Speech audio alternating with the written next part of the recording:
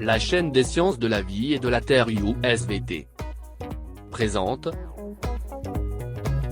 la reproduction sexuée chez les fougères.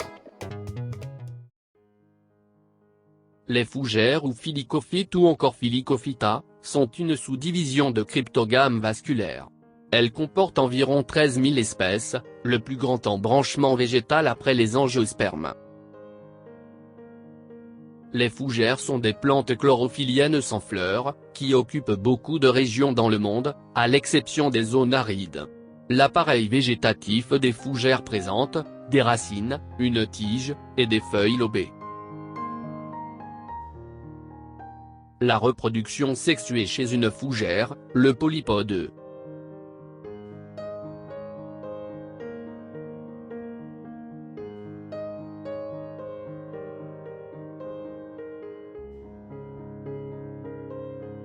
Le polypode vulgaire ou réglisse des bois, est une fougère de la famille des Polypodiacées. Son nom indique qu'il a plusieurs pieds, en référence à son rhizome comportant de nombreuses racines. Le rhizome s'étale horizontalement dans le sol, d'où jaillissent des feuilles lobées appelées frondes.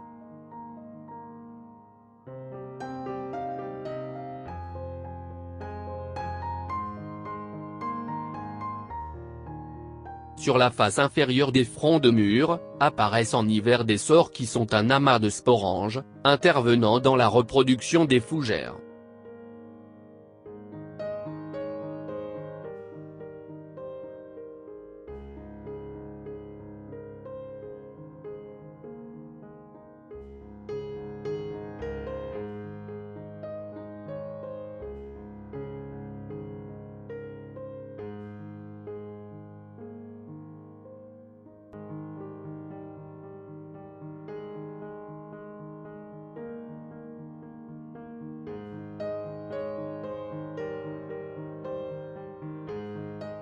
Au niveau de chaque sporange, existent des cellules mères diploïdes. À maturité, chacune de ces cellules subit une méiose, aboutissant à la formation de plusieurs cellules haploïdes. Ce sont les spores, qui sont libérés après éclatement du sporange.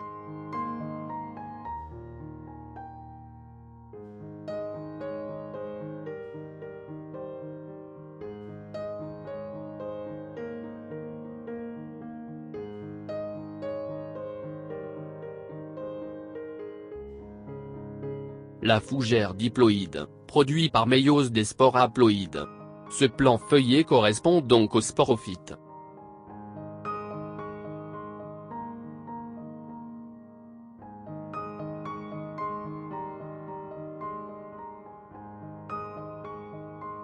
Lors de la maturité sexuelle, on observe sur la face inférieure des frondes, des amas de sporanges.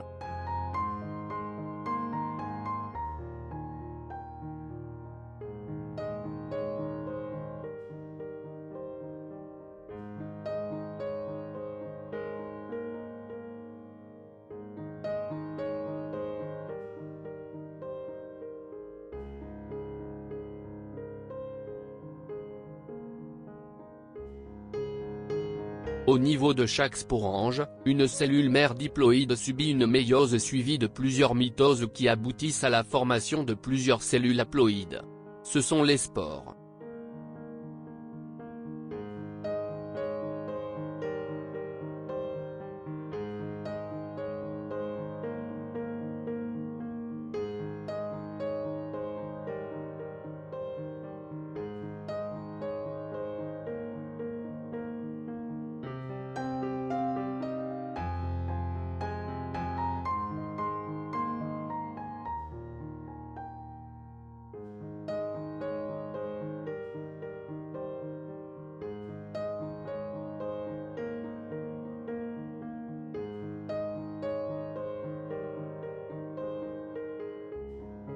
Les spores sont libérés après éclatement du sporange suite à sa maturation. Les spores sont des éléments de dissémination.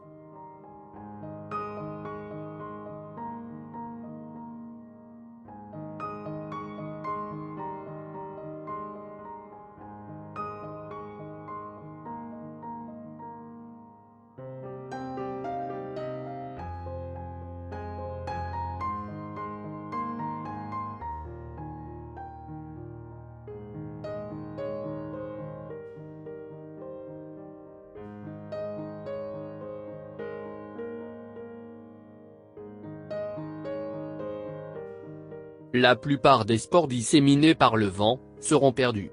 Mais ceux qui tomberont sur un sol humide et à température environnante favorable pourront germer pour donner après une succession de mitoses, un minuscule protal foliacé sous forme de cœur.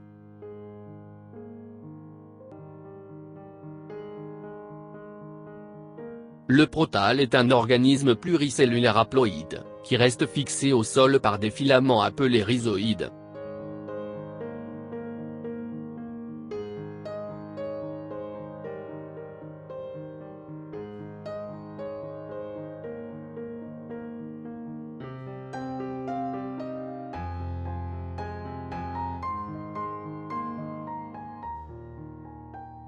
Le protal est un gamétophyte qui porte à la fois des organes reproducteurs mâles, entéridies, qui renferment plusieurs entérozoïdes se mouvant à l'aide d'un flagelle pileux.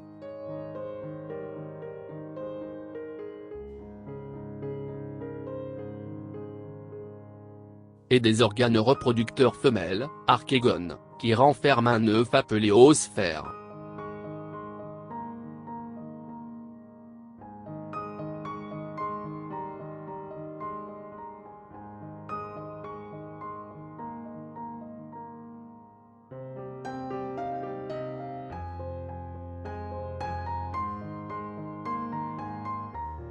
Quand il est arrivé à maturité, l'entéridie libère les entérozoïdes qui iront féconder l'oosphère, à condition qu'une fine couche d'eau à la surface du protal permette leur progression.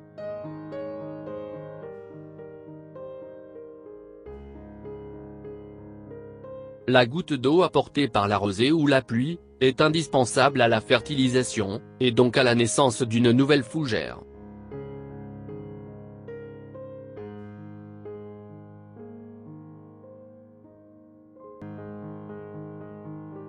La fine couche d'eau à la surface du protal est suffisante pour ouvrir les archégones et laisser passer les entérozoïdes.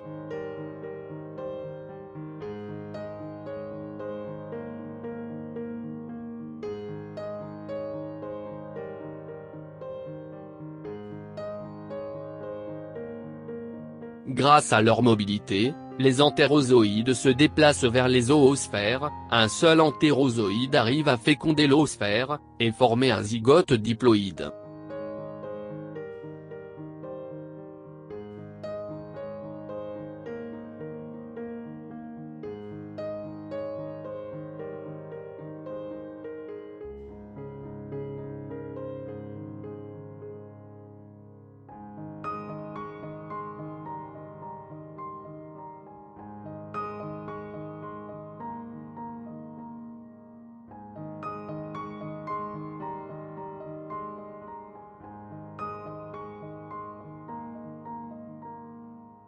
Le zygote qui résulte de la fécondation entre en division, formant ainsi un embryon de fougère, composé d'une tigelle fixée sur le protal, d'une radicelle, et d'une petite feuille.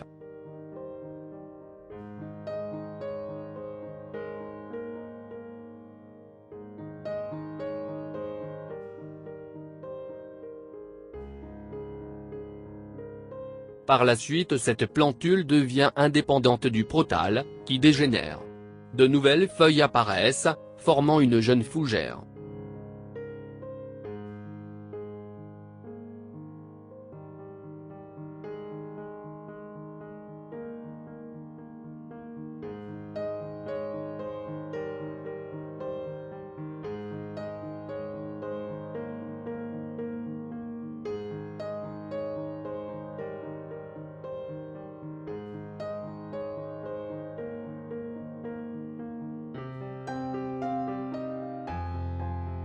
La fougère est présente dans la nature sous deux formes.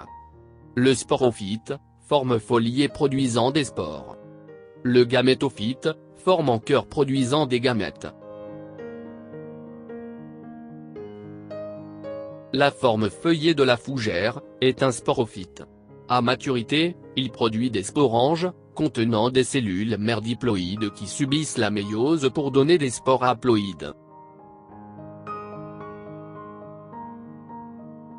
Lorsque les spores sont totalement développés, les sporanges s'ouvrent, et les spores sont libérés, et transportés par le vent.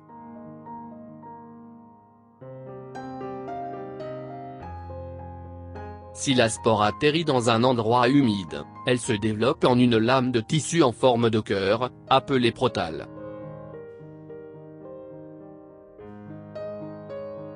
Le protale forme la génération gamétophyte de la fougère. Il porte des entéridies, lieu de formation des entérozoïdes, et des archégones contenant chacune une oosphère.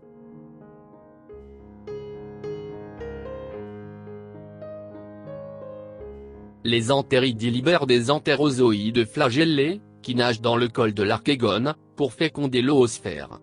L'œuf qui résulte de la fécondation entre en division, formant un embryon qui se développe en une jeune fougère. Chez les fougères, le cycle de développement se déroule par alternance de deux phases d'importance inégale, la phase sporophytique diploïde, et la phase gamétophytique haploïde. C'est un cycle dit génétique haplodiplophasique.